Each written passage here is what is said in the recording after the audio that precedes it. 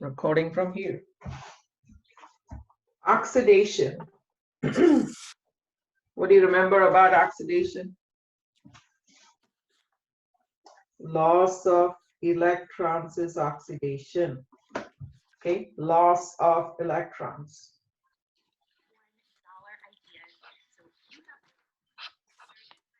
Is oxidation. That involves an increase in oxidation state or oxidation number.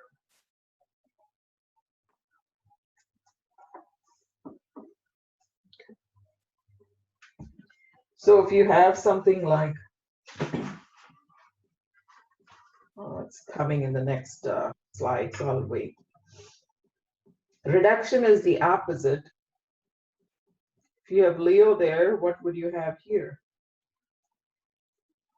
Okay. Gain of electrons is reduction. And when this happens, there will be a decrease in oxidation state or number. All right. So like you needed the definition for Bronsted acid, Bronsted base, Lewis acid, Lewis base. You need a definition for oxidation and reduction. And the common mistake is to flip the two.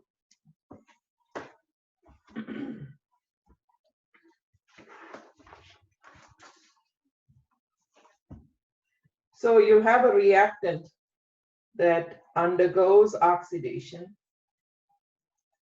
So the one that is oxidized is called the reducing agent. So it's the opposite. Okay. So the one who's giving the money loses what he has, right? But he's giving the money. It's like that. So the reactant that is oxidized helps someone else get reduced. See that? Because it supplies the electrons to reduce other reactants.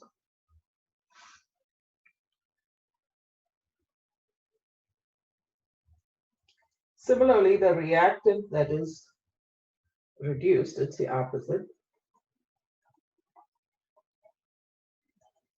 It's called the oxidizing agent.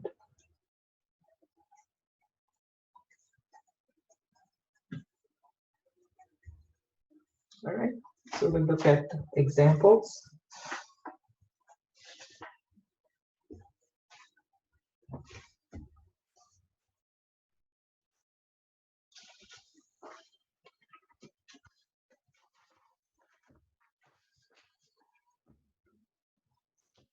The redox reaction can be written as two half reactions. Okay, so you have one fully balanced equation, but then you can divide that into two. So one half depicts reduction and the other half depicts oxidation. So if you have a reaction where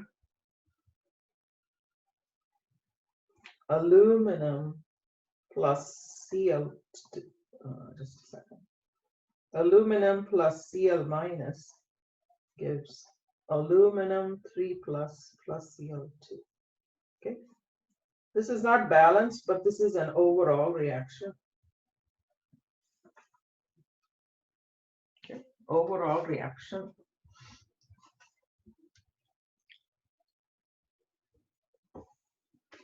Now, this is broken down into two halves. You have the oxidation half reaction. Now you should be able to do this. One half reaction. Okay. So you're looking at what aluminum is doing. So you're separating that out. Aluminum becomes Al3 plus. And how does it become Al3 plus? It becomes Al3 plus by releasing 3 electrons. Secondly, you have Cl2 though. Have I written it wrong? Plus Cl2. Yeah, I have written it wrong here. Can we change that, please? Can we change that?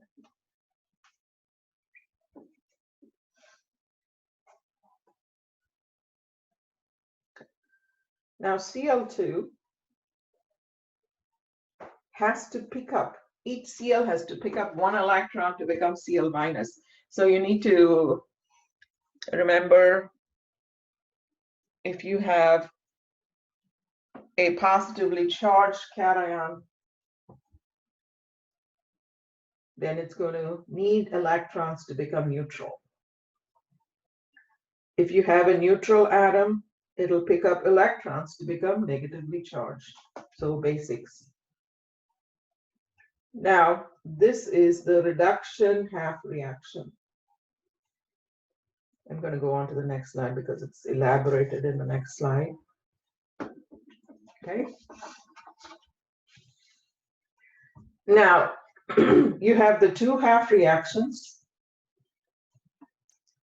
When you combine that to make the overall reaction, okay, the goal here is to get the overall balanced equation.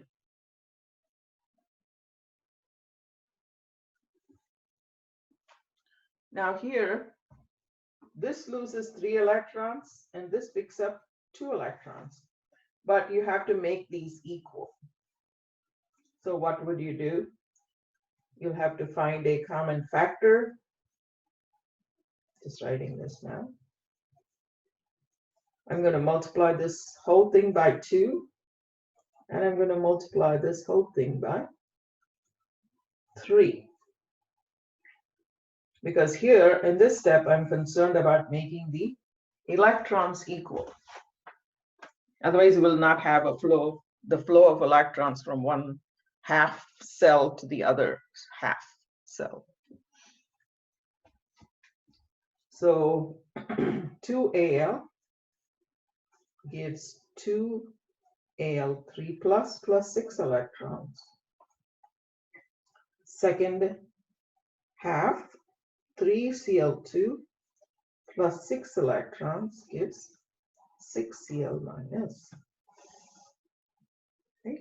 Now, when these two are equal, when you add them up, they're on opposite sides, so they cancel. And your overall reaction looks like this. 2Al plus 3Cl2 giving 2Al3 plus 6Cl minus. This is the overall balanced redox equation.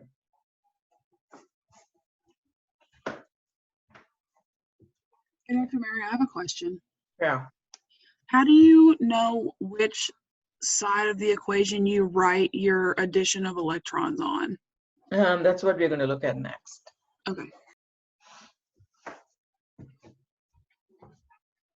So they're just setting it up for us. And then we'll have to do examples to figure it out. Right, that's a good question. Okay, okay so far? So now our example. Mg plus O2 giving 2 MgO. Okay.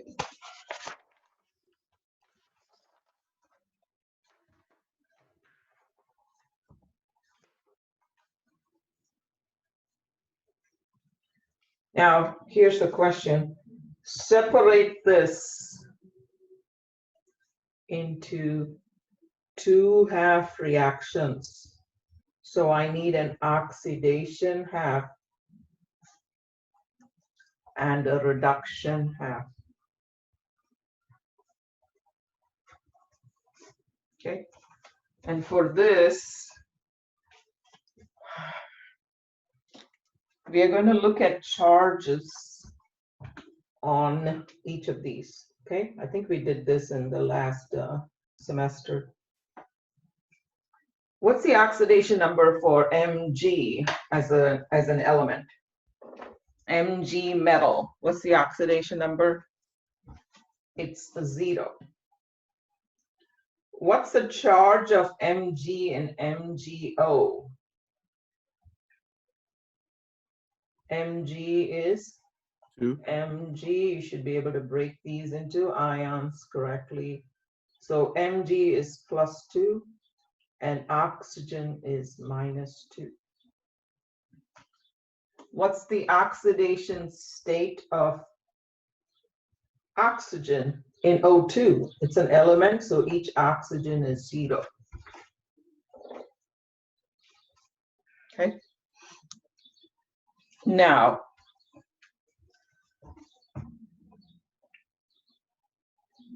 this is like the acid and its conjugate base. This is relating the two elements on each side of the equation. Mg is becoming Mg 2+. Look at the definition for oxidation. What did we say?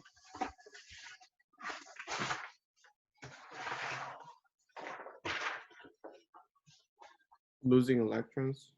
Losing electrons and simultaneous increase in oxidation state. Okay, so oxidation state here is the same as charge. So it's going from 0 to +2. So there is an increase in oxidation state or number.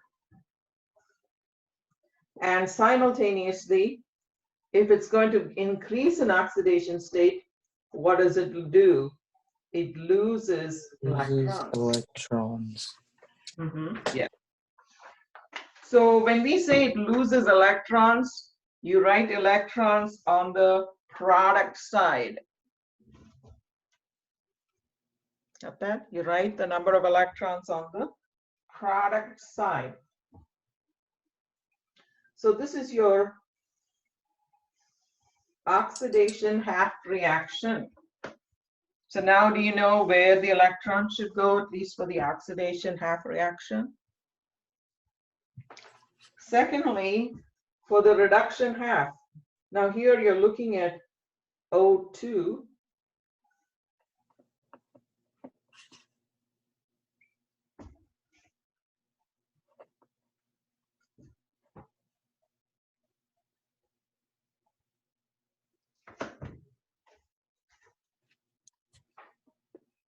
And this becomes, in MgO, this becomes O2 minus, right? This is oxygen 2 minus. Now what is happening here? This is going from the 0 state to -2. This involves, it's going from 0 to negative, okay? So decrease in oxidation state.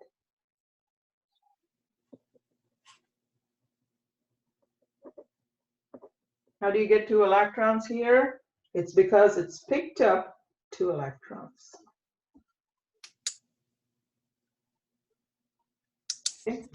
So here they're just asking for the oxidation half and reduction half.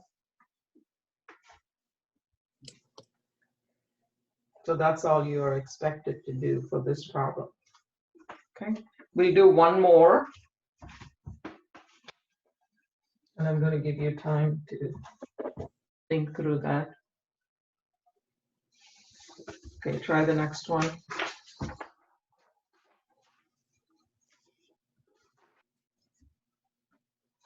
2 RBF. What's the first step?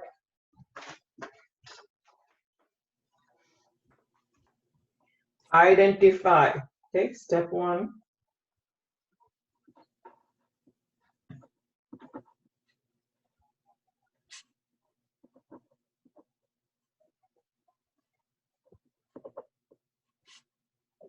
Okay. Oxidation numbers is the same as the charge of the ion. Okay.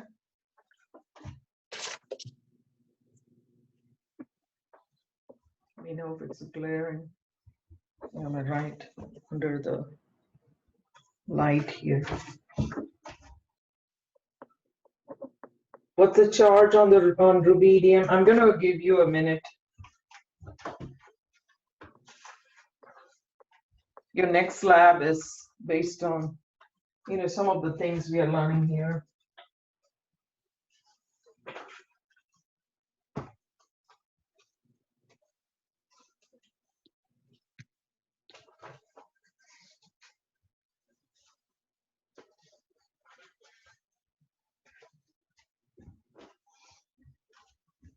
Two half reactions. We say oxidation half and reduction half.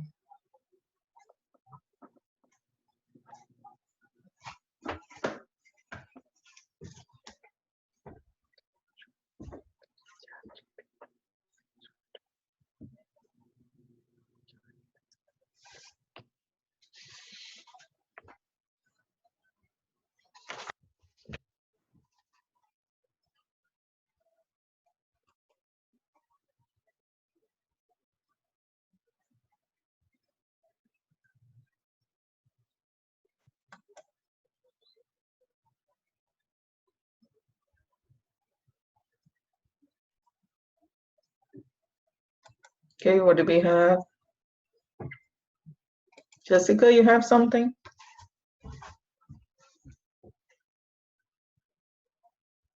Not yet. Not yet, okay.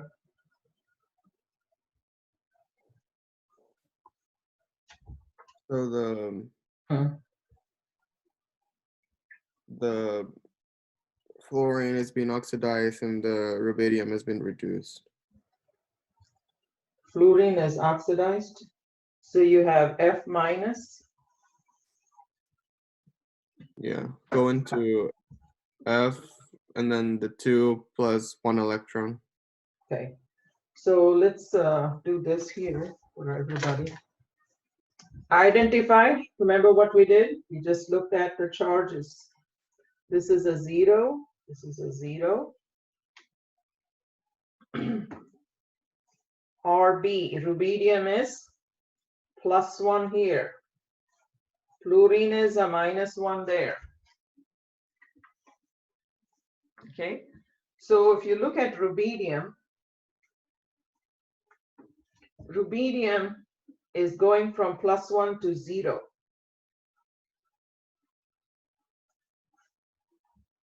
Rubidium plus to rubidium 0. So this is add an electron. Gain of electrons is reduction. Maybe this is easier to see than the increase in oxidation state and decrease in oxidation state. Got that? F minus becomes F2.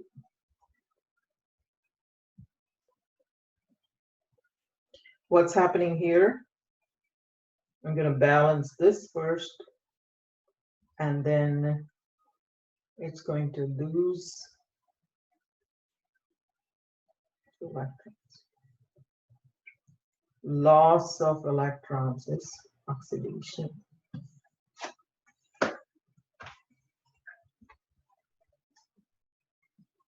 Okay.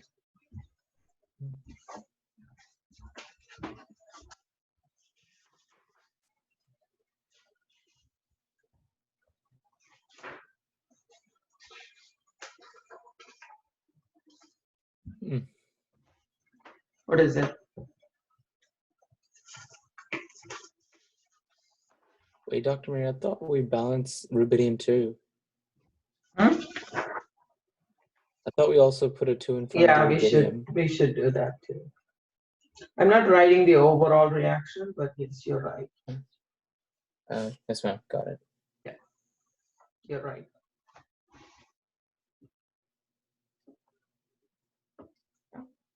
That completes it, definitely. Why did we write a 2 in front of rubidium? Because we have 2 electrons here, right? Do you want them to be the same electrons? Yes. Okay.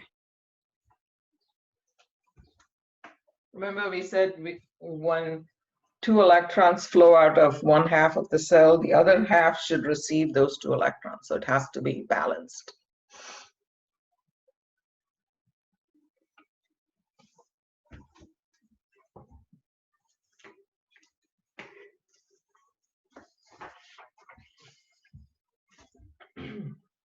Now this is a special case. Sometimes a single reactant can be both oxidized and reduced in the same reaction. Such a reactant is said to undergo disproportionation.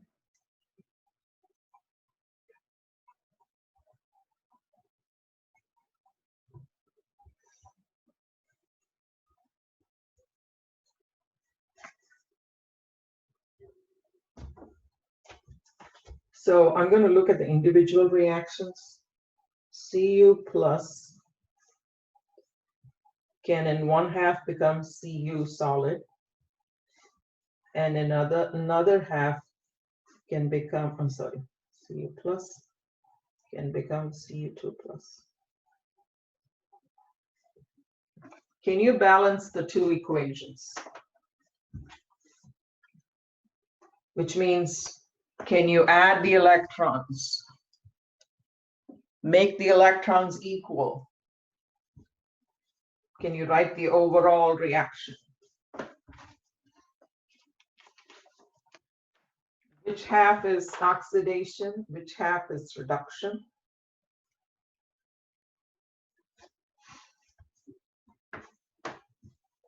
Cu plus. So this is +1.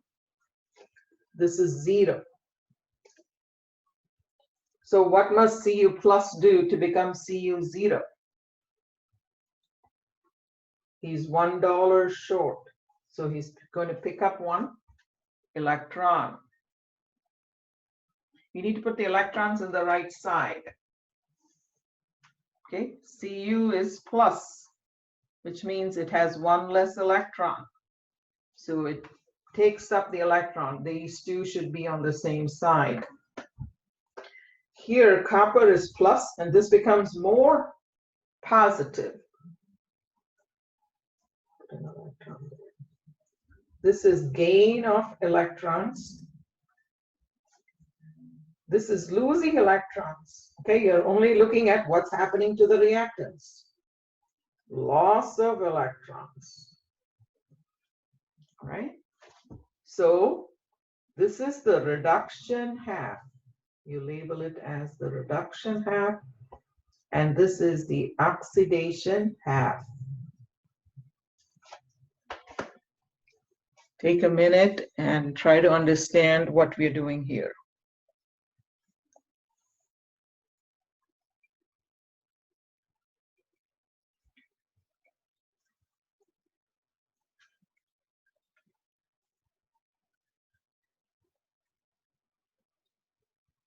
Okay, because we're going to be banking on this for what we're going to be learning later. Now, how will you find the overall reaction? The atoms are all balanced here, right? The electron, it's just 1 and 1. You don't have to balance the electrons anymore. So what's your overall reaction? Cu plus, of course, it's Aq, giving you Cu solid plus Cu2 plus Aq.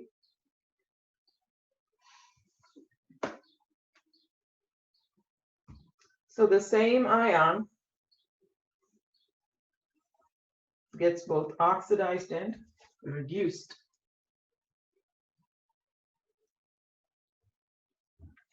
So this is what is called as disproportionation. And I'm going to write this up here. So give me a second. Okay, that's the overall. So it's getting oxidized as well as reduced. So this is both a reducing agent and an oxidizing agent.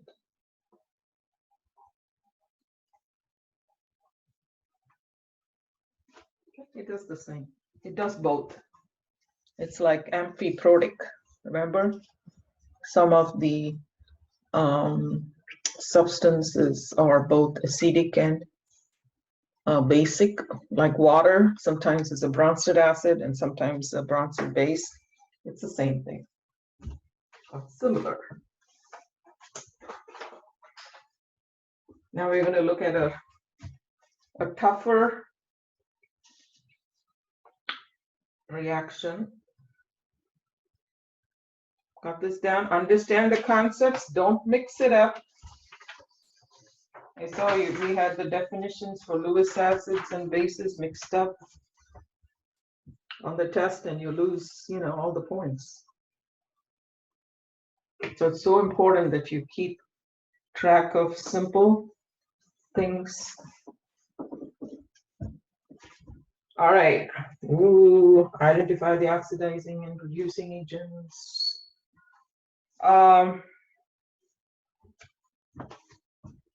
After this class, I'll post the rules that we had for assigning oxidation states. I'm going to look at that as we do this. You have to look at the oxidation state of every element here. And for most of these are the charges, but for some, you'd have to do some extra work. Ooh, look at that. Sodium appears in a number of places, right? Now, what's the oxidation number for chlorine in Cl2? Chlorine in Cl2, I'm going to wake people up. 0. 0. Okay, the next question is for Maddie. I haven't asked the question yet. 0. What is the oxidation number of sodium, Maddie? Maddie's asleep in her bed. Madison? I couldn't reach the microphone. Oh, sorry, It's I know. +1. +1. I know you're comfortably seated, sorry. +1. Now, I have sodium in 2 other places. Will it also be +1? Oh, you're going to say yes. Okay. No. It's not going to be +1? Sodium in sodium chloride, is it +1? Yes. Yes. Sodium in sodium chlorate, that's also +1, okay? As long as it's a sodium in a compound, the charge is going to be +1, okay? What about oxygen, Kennedy, in sodium hydroxide? Is that a tough one?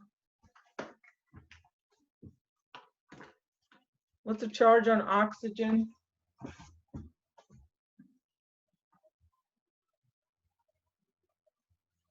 Oxygen is O2 minus. So this is -2.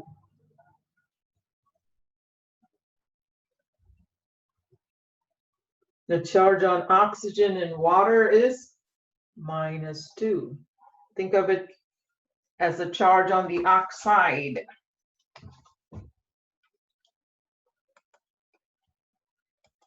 H is usually +1. So the H is +1. Okay, each hydrogen is +1.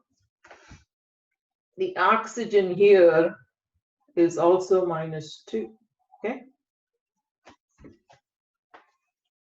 So hydrogen is usually +1 in the cases that we'll be seeing. Oxygen is -2, just like the charge on the ions. Got that? Now the only thing is missing is what is the charge on the chlorine here? If this is +1, what's the charge on the chlorine? -1. That's 1. Okay. So the only thing that we are missing is the charge on the chlorine in sodium chlorate. And I think if we do if I show you the process, you may remember, make this equal to X, because it's not chloride, okay? It's not NaCl, it's not KCl. It's chlorine attached to an oxygen. It's part of a polyatomic ion. What's the charge on the sodium? +1. Each oxygen is -2. Do you remember the math? This whole thing is neutral. So 1 plus X plus 3 times -2 is 0. Solve for X. Do you remember this? To find the oxidation number of an element that's part of a polyatomic ion.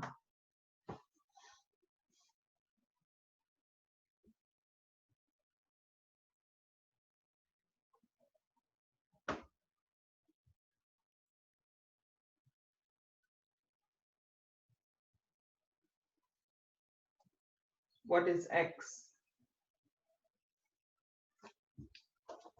+5. +5. So X minus 5 is 0. X is +5.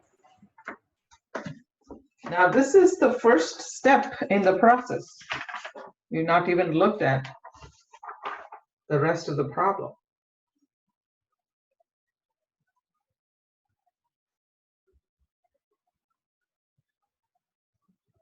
Okay, so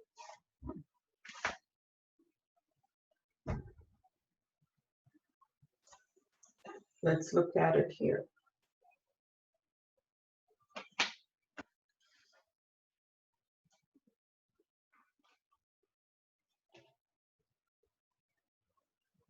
Dr. Mary, I have a question. Yeah. So for H2O, why Mhm. is H2 +1, but in NaOH, the H is +1? Like, I'm getting kind of confused because I'm looking at the H2 in the water, and I'm looking at it as in it being in its gas state. So I would think that it's 0, but I don't understand why it's +1. So I'm writing it out here. So sodium hydroxide, the whole thing is -1, right? The hydroxide.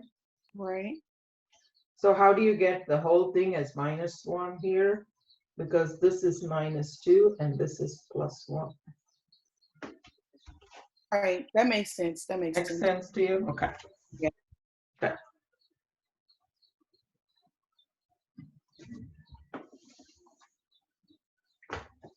Did we get this?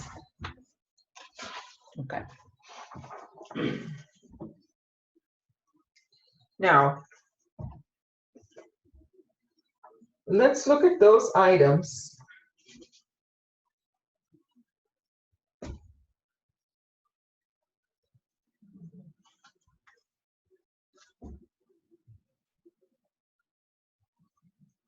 that have undergone a change in oxidation state.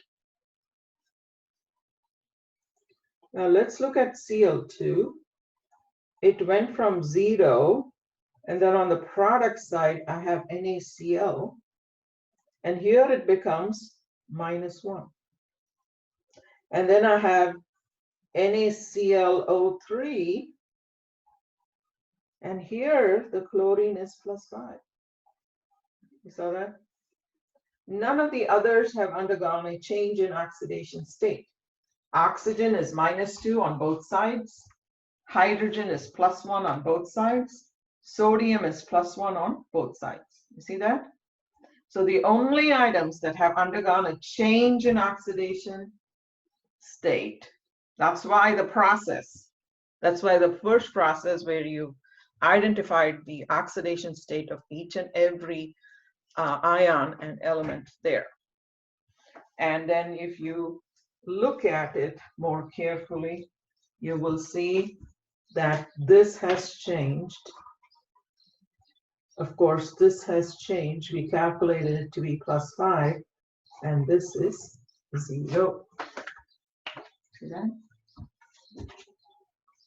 So the only things that have changed are, on the reactant side, you have this, and there are 2 products.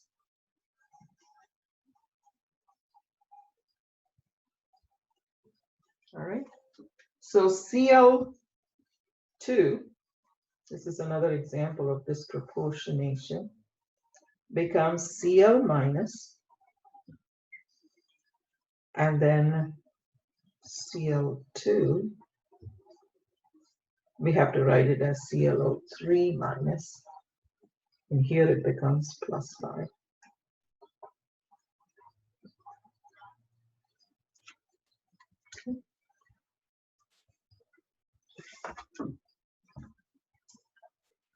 So 0 to -1, is that oxidation or reduction?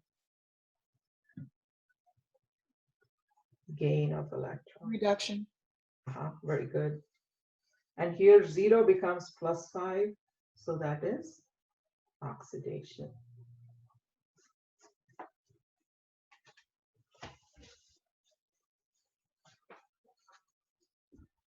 So Cl2 is both an oxidizing agent and a reducing agent.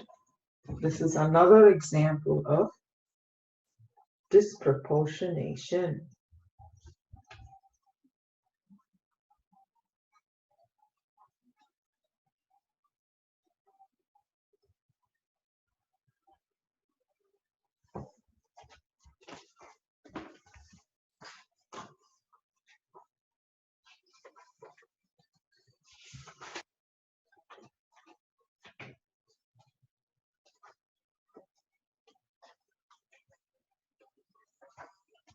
Got that?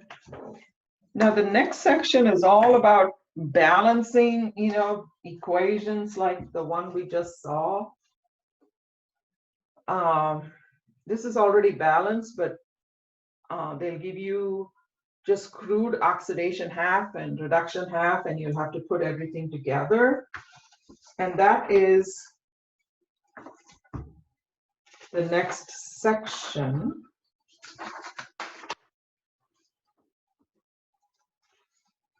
I'm going to tackle that on Thursday, and I'm going to get to the part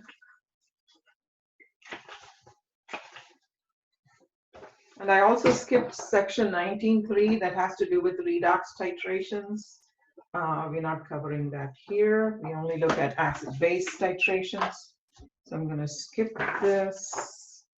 The balancing that's for Thursday. I'm going to talk about this because your pre-lab and then the actual lab is about voltaic cells. Okay. So here we look at simple redox equations. Components of the voltaic cell. So here, for this, you need a spontaneous, for this to function, you need a spontaneous redox reaction.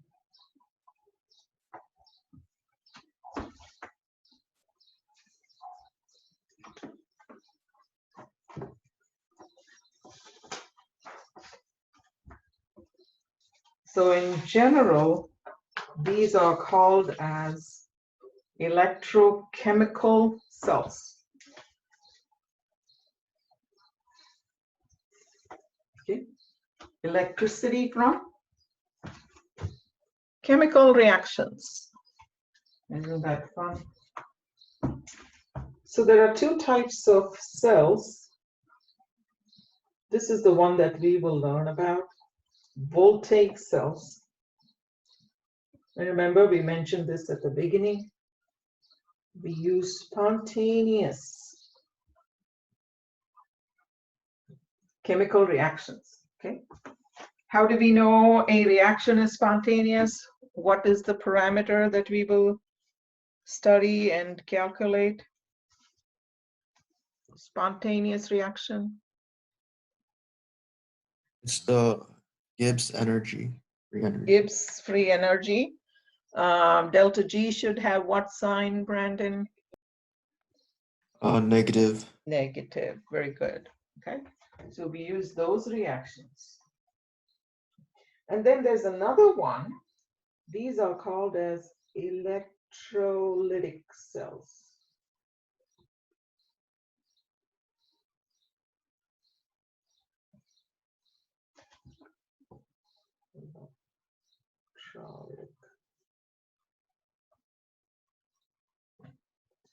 Here, you use electricity to push the reaction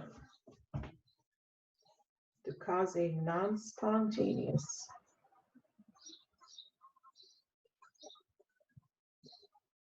chemical reaction to occur. That's also useful. Okay, spontaneous, delta G is negative.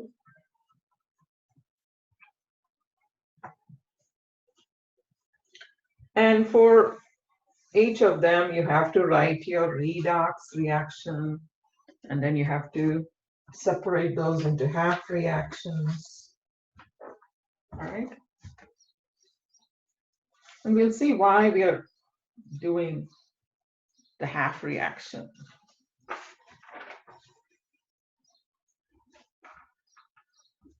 Okay. If you place a bar of zinc, or we call it a zinc strip, if you did this in the lab,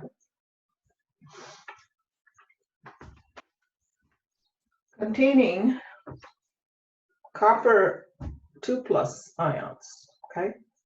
So let's say you have copper nitrate or copper sulfate. This is a light blue colored solution. Okay, copper sulfate blue. And then you place a strip, okay? A thin strip of zinc. Now this reaction, nobody has to say, get ready, go. Okay, this will automatically happen. It's a spontaneous reaction. What will happen? Zinc atoms will transfer 2 electrons to copper ions. What does that mean? What that means is, after a period of time, if you let it run long enough, you'll see the zinc strip. See what happens? Decreases in mass.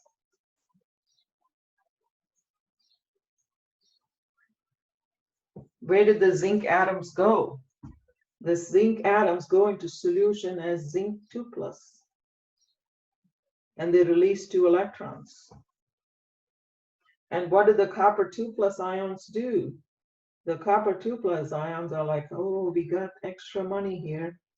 So these two will react, and they will form copper solid on the surface.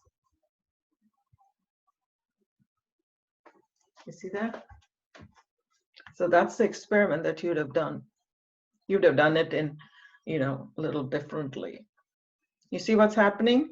Zinc automatically, spontaneous reaction, will go into solution as zinc 2+. And when it does that, it pays a toll. It gives 2 electrons. And what does the guy in the solution do? Copper 2+. He picks up the toll money, and then he becomes red copper. And he gets, because he's a solid, right? Solid copper. So he will deposit on the strip.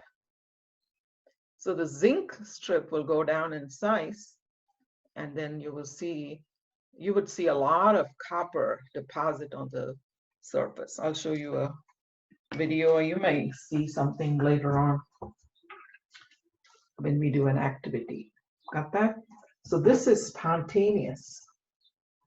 So what is happening? There are 2 reactions happening. I'm going to write these here, and you're going to tell me if it is oxidation or reduction. Then I had the copper 2+. These are our 2 reactants. This is what we were given at the beginning. And what does copper do? He's like, I got money. And he becomes copper solid. So he picks up 2 electrons. So which one is the oxidation half? Is zinc getting oxidized or reduced? Zinc, what is it? Oxidized. Oxidized. He's the Leo. So this is oxidation. This is reduction. See that?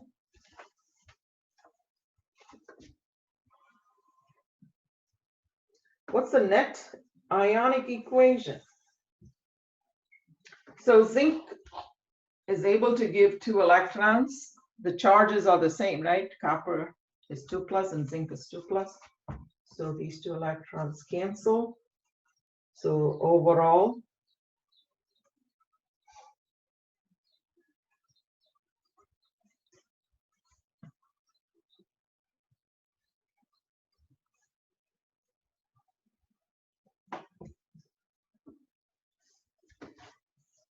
the only problem here is we are not able to make use of the transfer of electrons and convert that into electricity, so so they do it a little differently.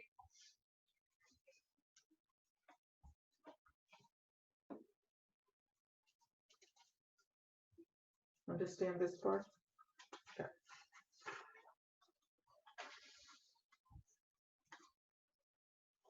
So now, in order to see the flow of the electric charge and be able to monitor it,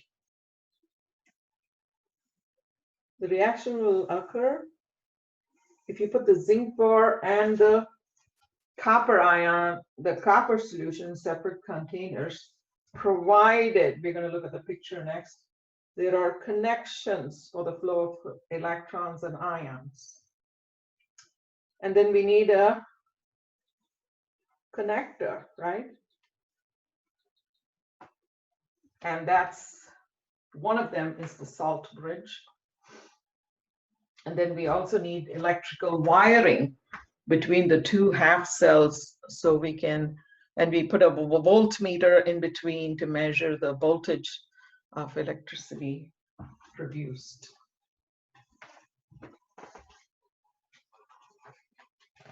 So that's the kind of cell that you will construct in the lab. It'll look something like that. So there are 2 different cells. So you're not sticking the zinc in the copper sulfate solution. See that? You're putting the zinc in zinc 2+.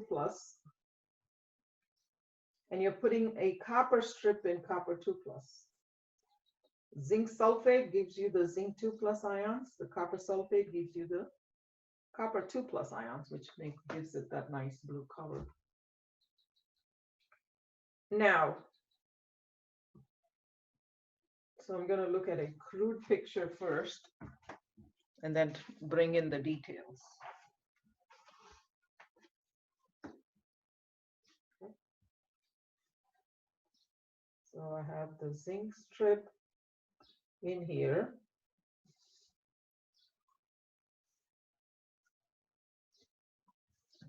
And then I have, I should have thrown it bigger. Then I have the copper in the copper 2+ solution, okay?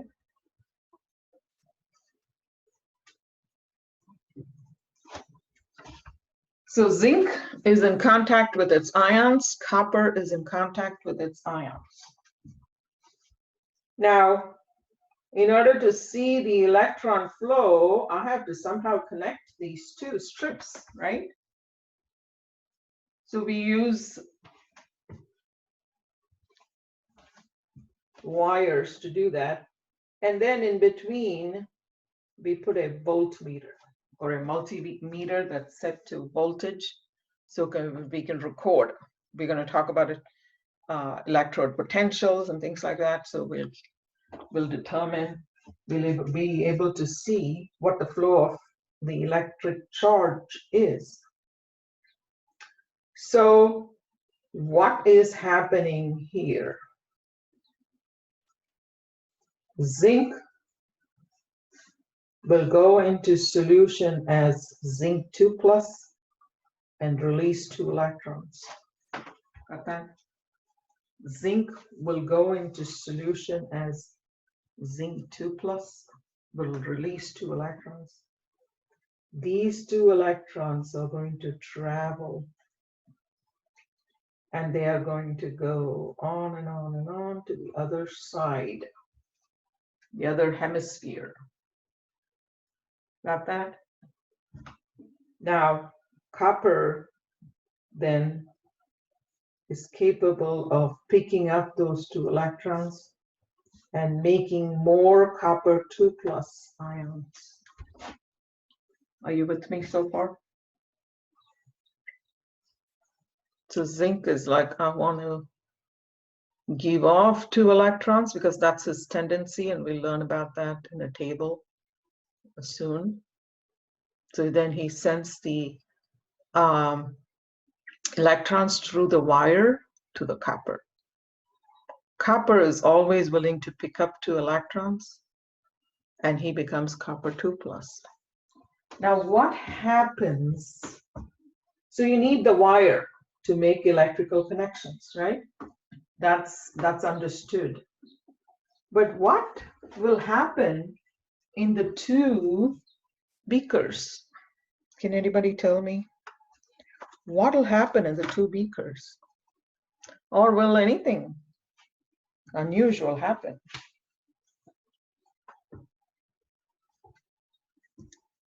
Time to wake some people up.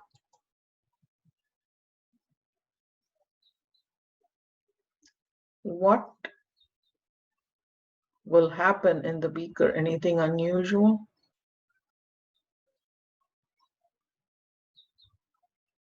Nothing?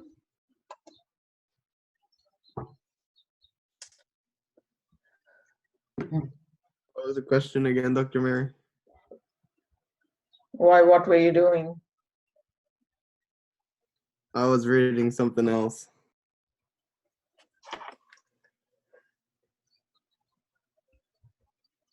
Can somebody say what the question is? She's asking if something unusual happens in the beaker. Because Probably like well,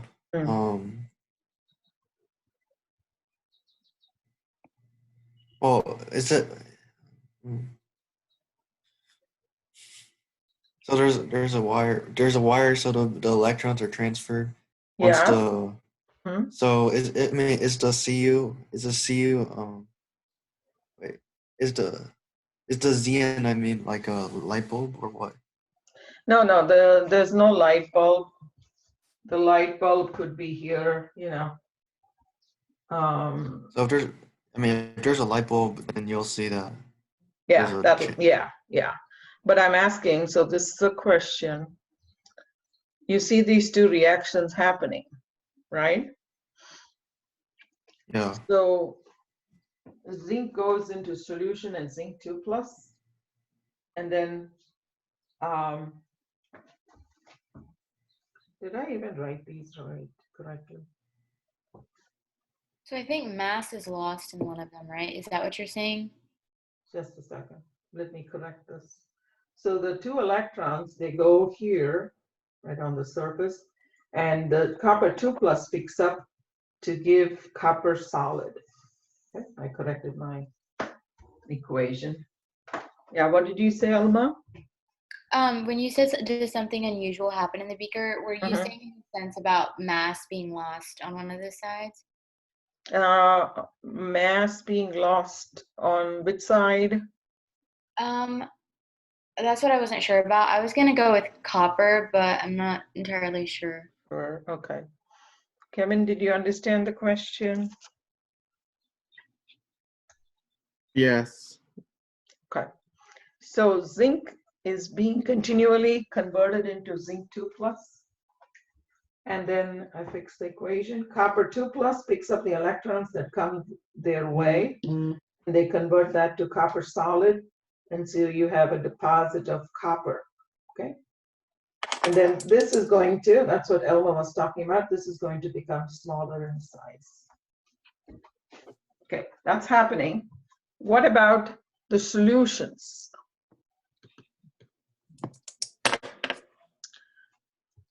The solution, one of the solutions becomes less charged. Like the Zn becomes less charged. That's right. Well, the Zn, I understand what you're saying. The Zn, you're going to, as this decreases, you're going to have an excess of zinc 2 plus ions. Right? Now, Yeah. let's say this Zn, I want to make sure everybody's with me on this one, because this will explain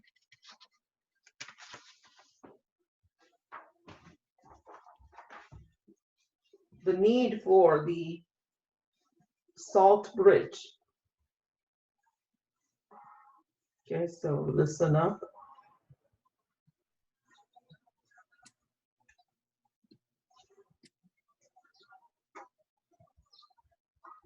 Okay, more copper is formed on the sides of the copper strip, zinc. Now, let's say at the beginning, this had zinc sulfate, right?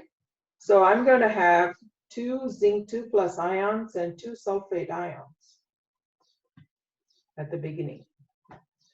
And here I have 2 copper 2 plus ions and 2 sulfate ions.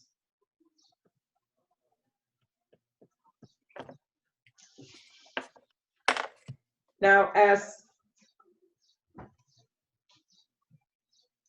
zinc goes into solution as zinc 2 plus,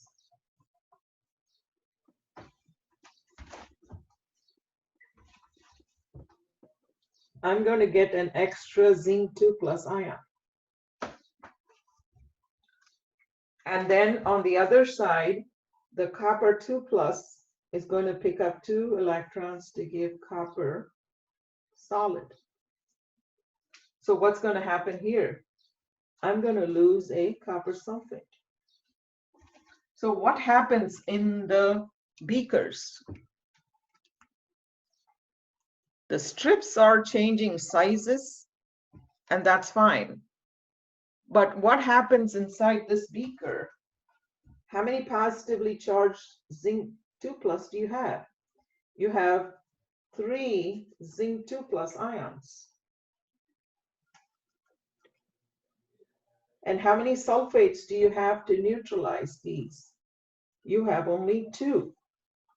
What about on this side? I have only 1 copper 2 plus and 2 of the sulfates. What is happening here? It's against the nature of chemical systems to have a charge imbalance. You see that? They will stop. You will not see any electron flow when this starts happening. It will not allow it to happen. Okay, so do you understand the problem, everybody? Yes. Yes. Are you sure? Yes. So is it in disproportionality then in this case? Yes, in Yes, ma'am. the Thank you. in the charges, okay? So then there is a need for what is called as the salt bridge. You see this guy in here? He's like, this has excess of zinc 2+ on this side, and this has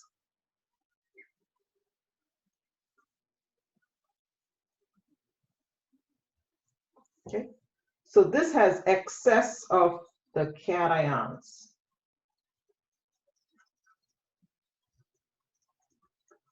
This has less of the cations. Okay, got that? And so what happens? You have this salt bridge. It's a tube that they have here. There are different ways of constructing the salt bridge. And this is filled with saturated potassium nitrate or sodium nitrate or some salt. So when this guy has excess cations, the nitrate will flow in here to neutralize the excess zinc 2+. When this loses 2+ ions, there will be enough of the potassium ions flowing in. So therefore, when this is balanced, okay, then you'll have the electron flow on the outside. See that?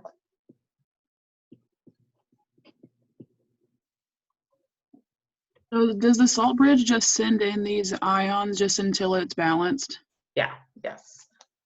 So in a way, it's kind of like a little bit similar to equilibrium.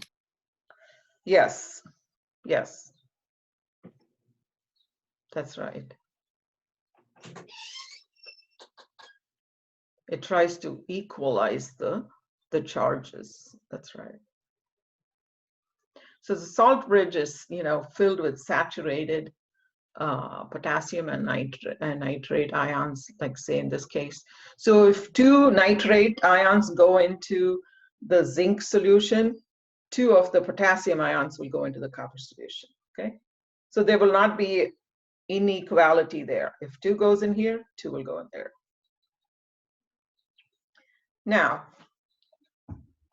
Now you see why we talk about 2 half reactions. You have 2 cells that are connected. One up above through the wire for the electrons to flow through, and then the one below through the salt bridge. Okay, so the 2 solutions are connected through the salt bridge.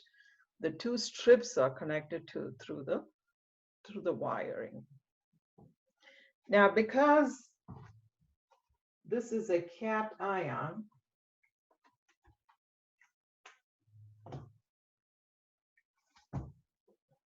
okay, potassium ion is a cation that flows in. This half, I'm writing too much here, but you'll see this quite often, is called the cathode. And here you have the anion flowing in. So this is called as the anode. Oxidation half reactions occur at the anode. Reduction half reactions happen at the cathode.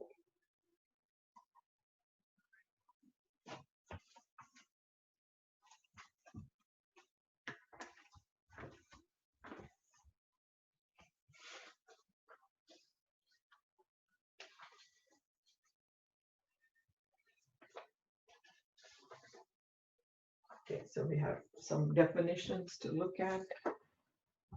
And then this will become more clear, but you need to understand the need for the salt bridge to be able to explain that.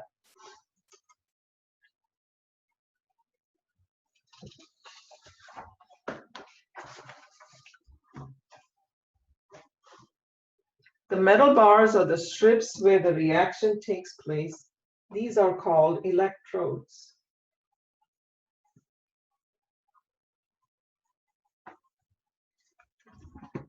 What's the time? 11:44. The source of the electrons is the negative electrode, which is called as the anode.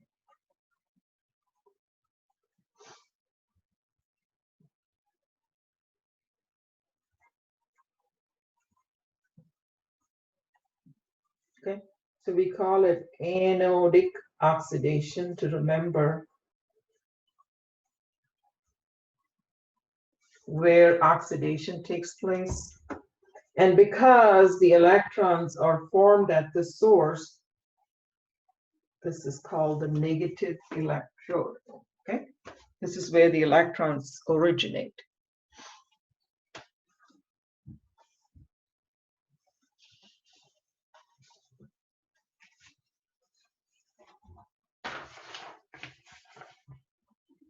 The electrons move through the wire towards the, so if one is negative, the other is positive. Okay, they're not positively charged or, you know, so it's just terminology more so than anything, which is called the cathode. Okay, so cations from the salt bridge.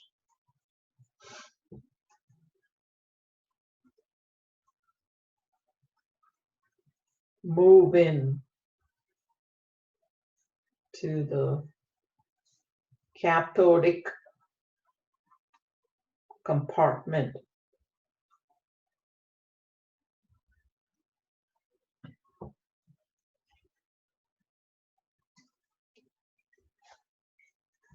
And then reduction happens.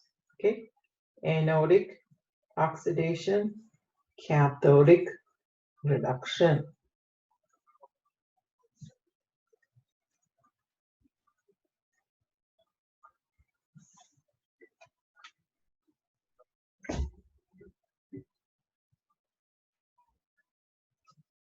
To prevent the buildup of negative charges in the cathode compartment, or the positive charges in the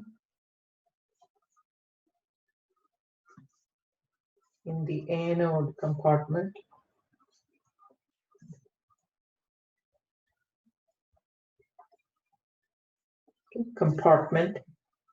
ions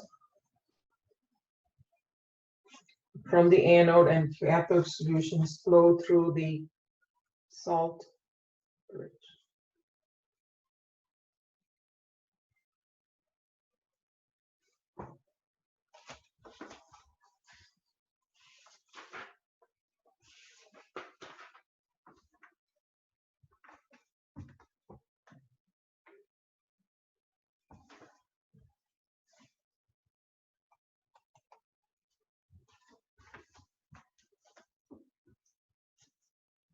Okay.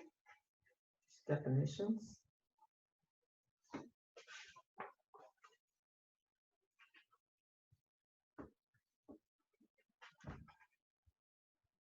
Got it?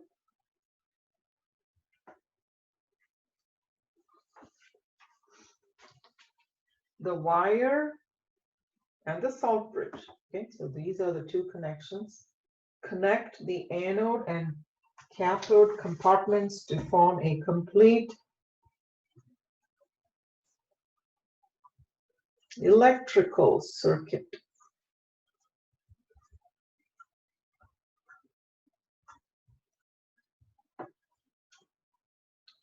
Electricity is produced by the movement of electrons through the wire.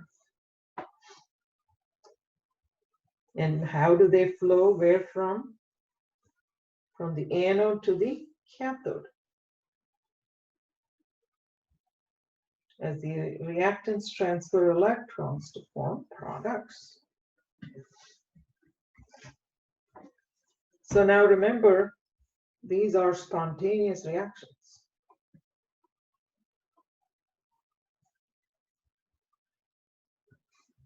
So delta G is negative.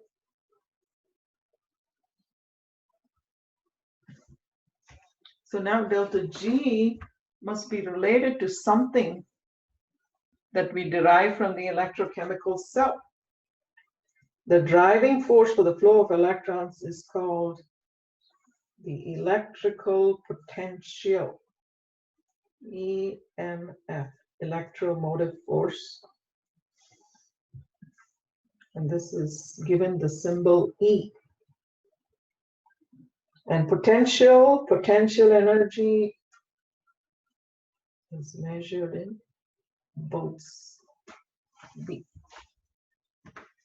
Okay, so now after we've set it up, we are ready to measure the voltage. So then we are ready to do some calculations.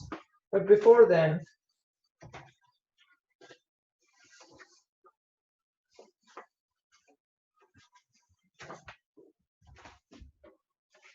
I think they have a few more things to take care of. And we'll also see the relationship between delta G, let's look at delta G0, and E0. So E0 must be positive. F is a constant. N is the number of electrons flowing through, okay? So N and F are fixed. So E0 must be positive to make delta G0 negative. So that's what we're going to look at. And I'll describe that equation in detail. So features common to all voltaic cells, both must take place at the same time. And it can be in the same solution, you know, one setup, but then it becomes hard to measure the electricity flow. So the same overall reaction is taking place as if two reactants were in direct contact. The reaction is spontaneous. Okay, so those are all the requirements. The chemical energy is transformed to electrical, and then we can change it to light or mechanical. Okay, so at the industrial level, these are done in large scale. Okay, so how do we represent the cell? Each time you cannot be drawing those diagrams, right, to represent the cell.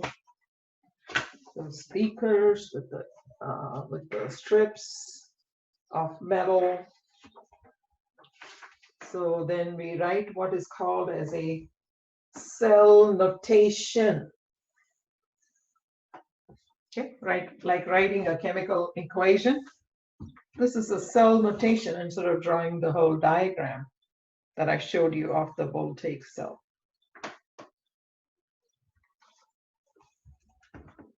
Now I got to put the voltaic cell back here because the notation follows from that diagram.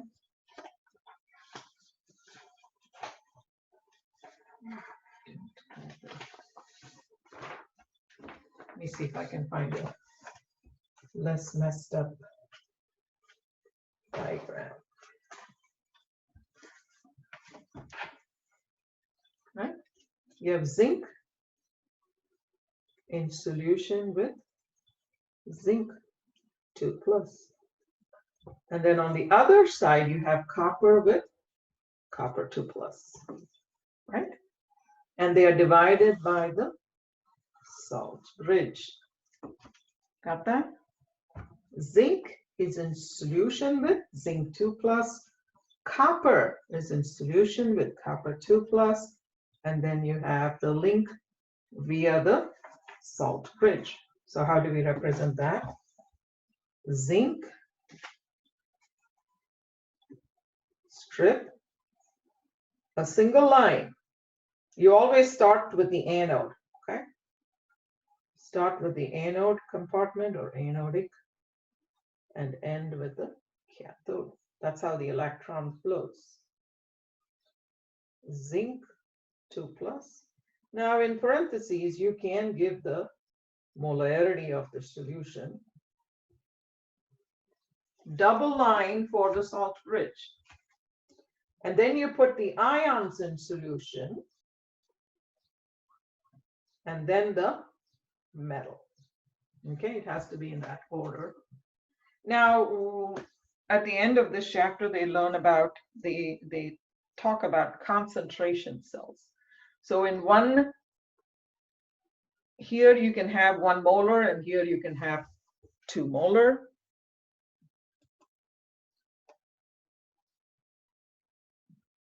Okay, all right. If you have class, then that's fine. I think I'll go another 15 minutes. All right, thank you guys.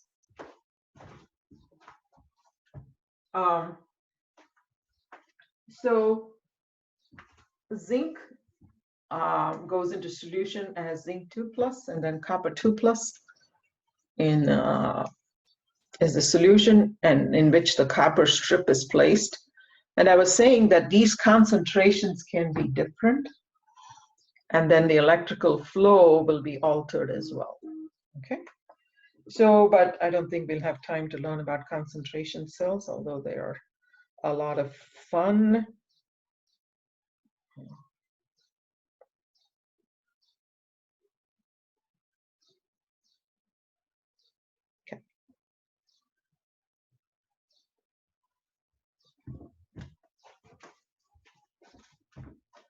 The flow of electrons is shown from left to right. Start with A and go to C. Okay, anode, oxidation to cathode reduction, starting with the composition of the anodic half cell and then ending with the cathodic half cell.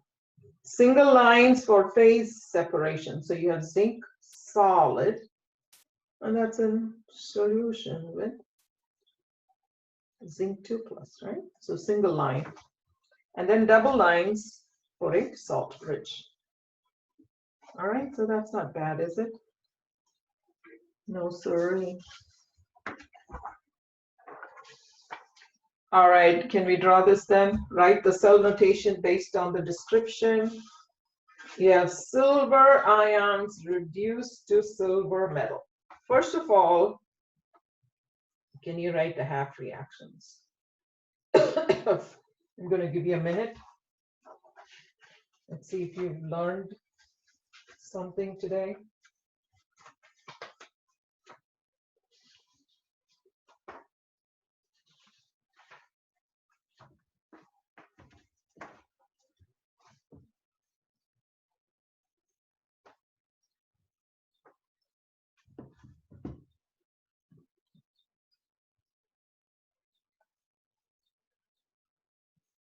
Half reactions. Identify the anode and the cathode.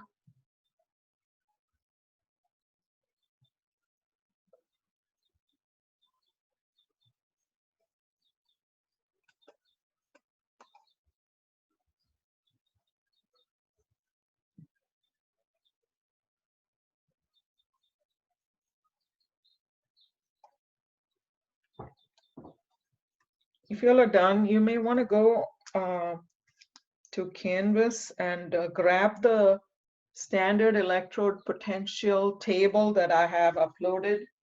You will need that to do calculations. Where you found the notes, chapter 19. I posted a couple of pages, I think. Or if you have your textbook, it's Appendix A5 or something like that. So it's another chart that you need, and I'm not able to move my screen to put that up.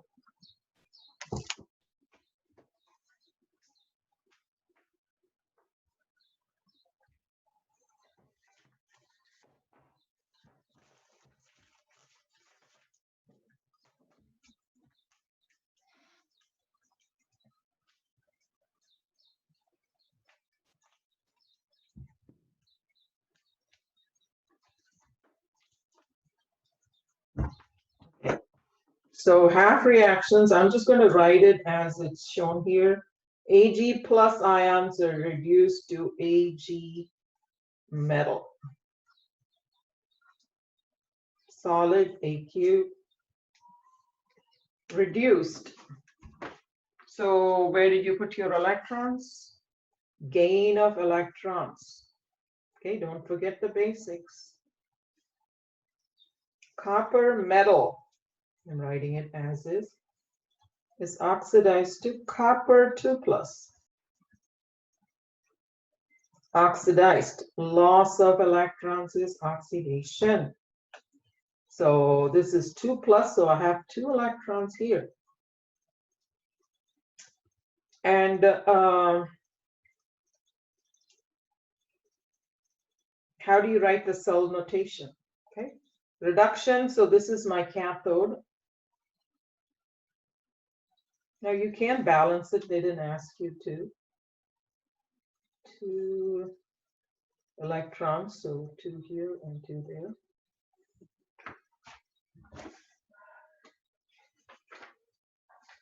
Okay. Cathode, this is the anode. Now when you write the cell notation, you don't have to necessarily have a balanced equation. All right, so you would write the anode first. Copper, solid, straight line, copper 2+ AQ. Right? So when you start with the anode, you have to start with the metal and then giving that. See, write it like it's shown here. Goes this way and then goes that way. Salt bridge, don't forget that. -1. We don't give that. Now you don't necessarily need the balanced equation.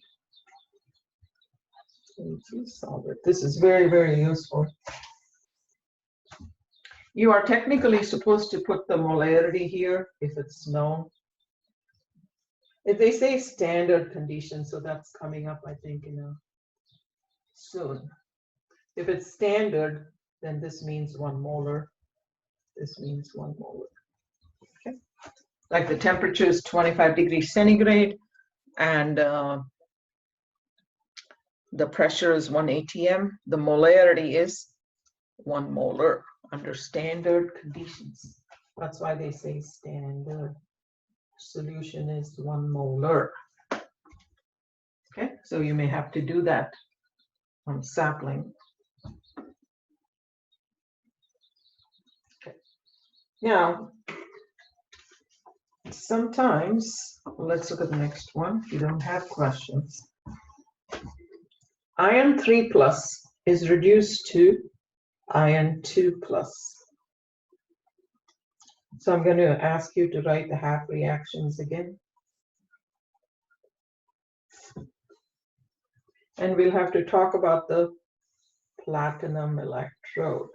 Okay, so skip that for the time being.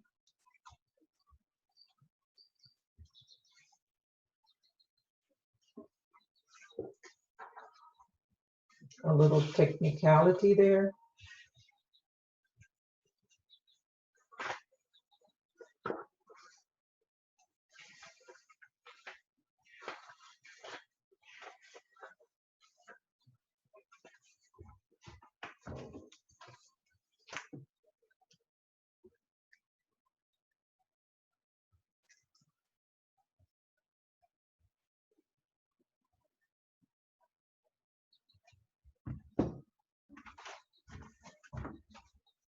Reduced.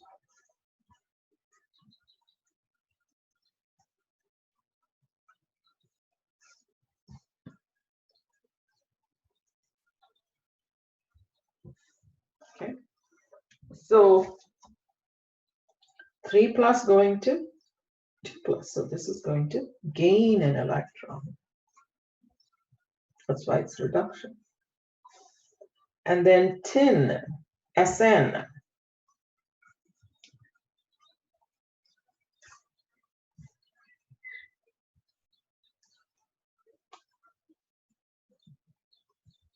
This is oxidation plus 2 electrons. Remember, we don't have to, if they're asking for just the cell notation, you don't have to necessarily balance it. So here, okay, again, don't forget the basics. What happens at the anode? Oxidation, cathode, reduction. You have to label all of these when I ask you this question on the test, if I ask you something like this. Now you see here, you have a solid in solution. But here, you have a solution in solution, in the same solution actually. But if you want electron transfer, then you need a solid connected to a solid.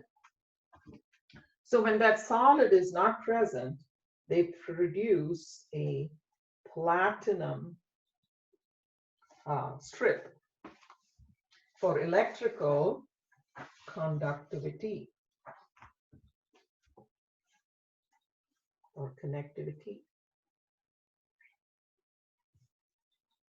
Now, platinum is not reactive. It's just going to be there to produce, to provide the electrical connection. So how do you write this? Now you write the anode first, right? So zinc, I'm sorry, tin, solid, phase change, tin, it's under standard conditions, so I'm going to start putting 1 molar. I'm going to follow the rules. And then the salt bridge. And then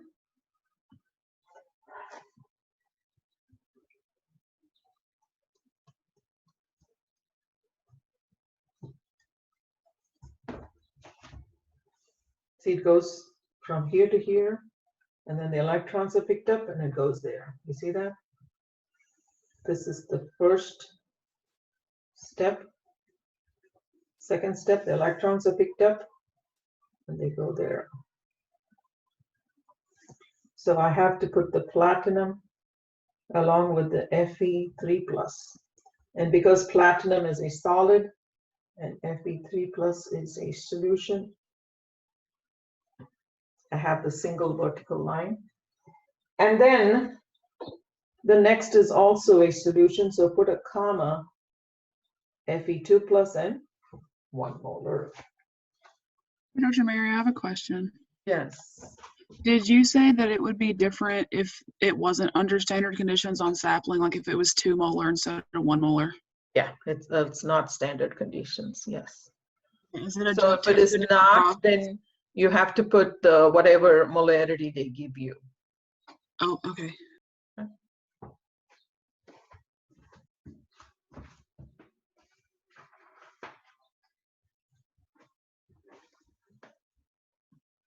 Got that? So I have to put the platinum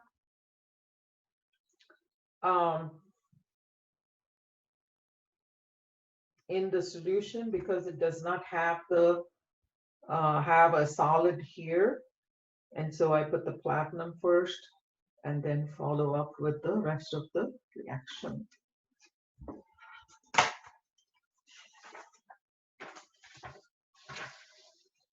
Now I'm going to let you do that at home, homework.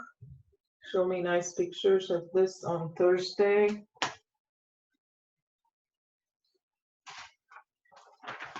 And then I'm going to, next 10 minutes or so, 5 minutes, I'm going to talk about this, set the stage up for the lab. When is your lab write-up due? On Friday? Yes, ma'am. Okay. So we are almost there, but you should be Can you able to. put the homework question back up so I can write it down? Sure. Now, is the pre-lab and the lab binder due on Friday? No, And I just have- a theory. What about the lab binder? Pre-lab? What's due on Friday? Can somebody tell me? I'm not Yeah, able. it's everything in the lab binder, the Uh-huh. pre-lab and the theory. On Friday, right? Yes. Okay. And then I'm going to give you a data sheet, but that'll not be due till Monday or so. Yeah, that's due the following Monday. Monday. Okay.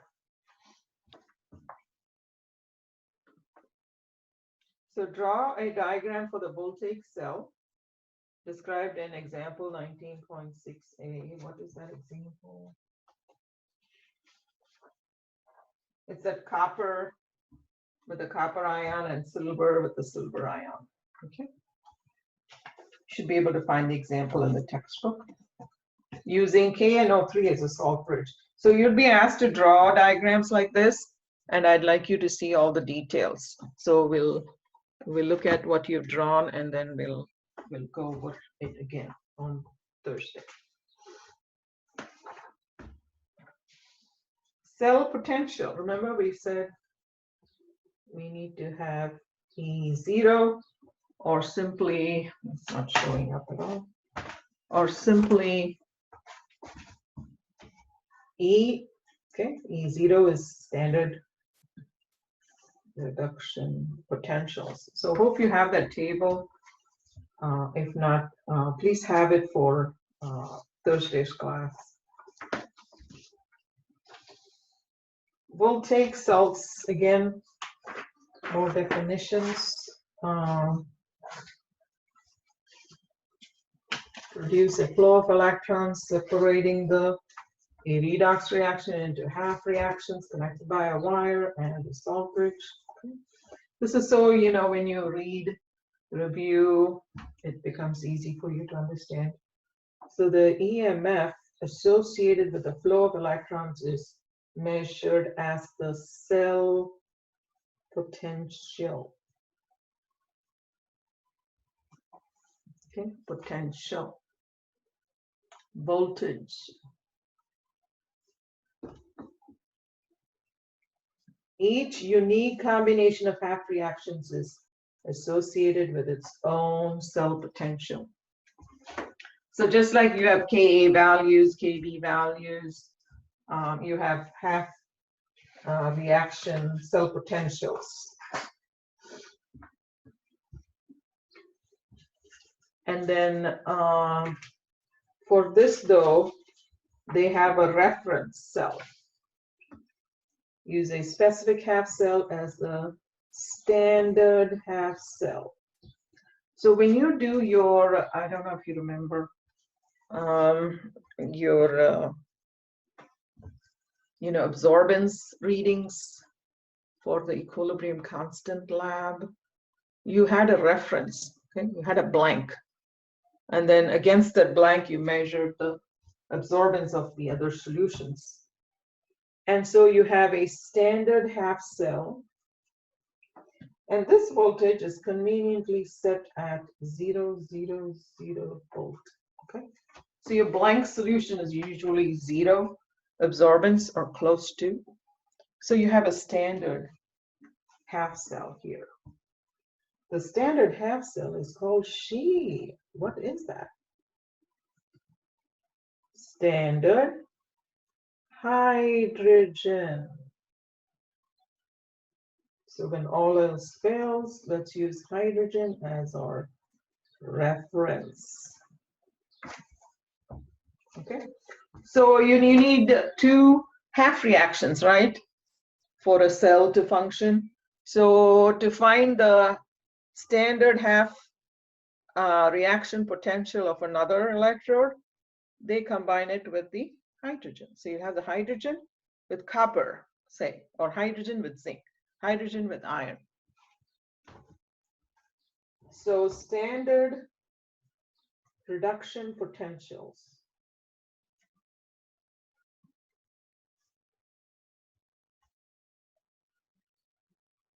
of various half-cell reactions are measured with the standard hydrogen electrode as the other half-cell.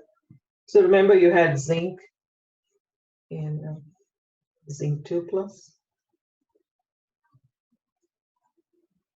To measure the electrode potential of this,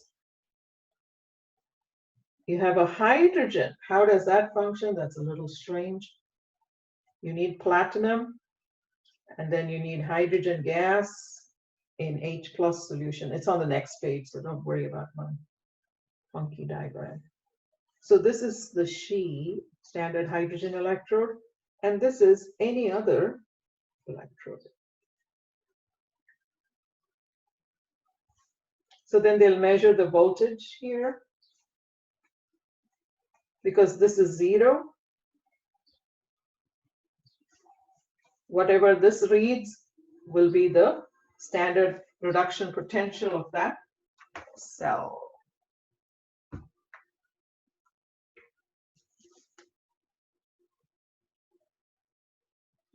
And this is the table I was referring to. I have it on Canvas.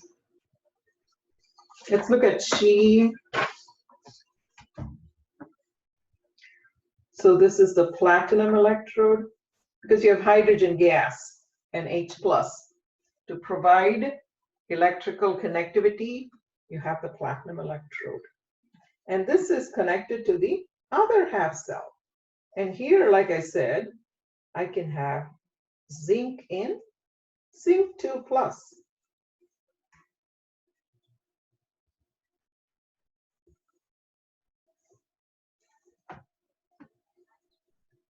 I can tell you exactly how much that will measure if I can. I don't think I have a value for zinc.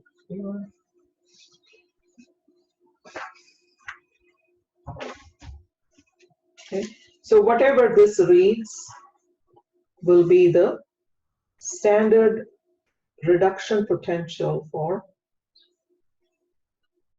zinc.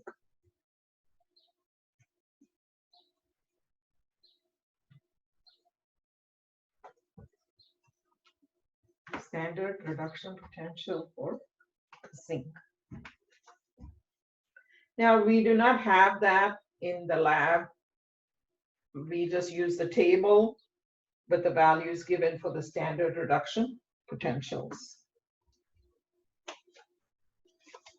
All right, I'm trying to rush through, but I'm going to stop here and I'll do the calculations on Thursday, okay?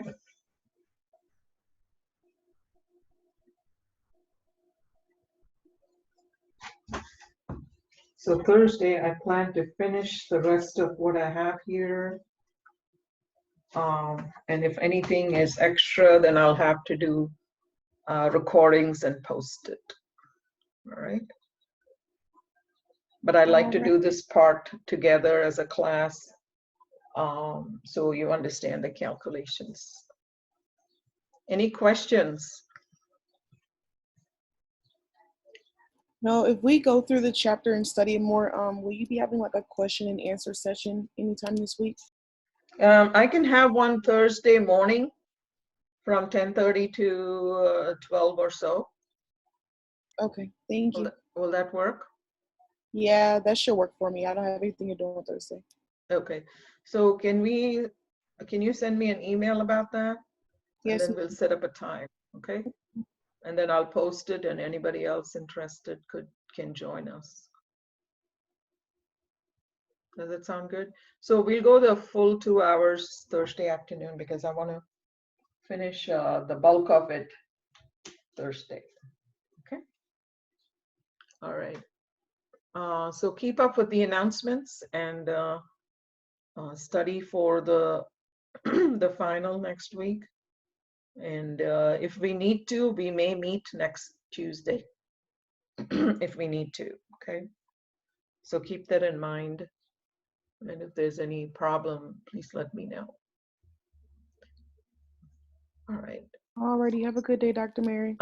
Thank you. Y'all too. Take care, Dr. and I'll Mary. see you Thursday. See you up- later, Dr. Mary. See Bye, Dr. you. Mary. Bye, Kevin. Bye. Bye. Bye. Bye.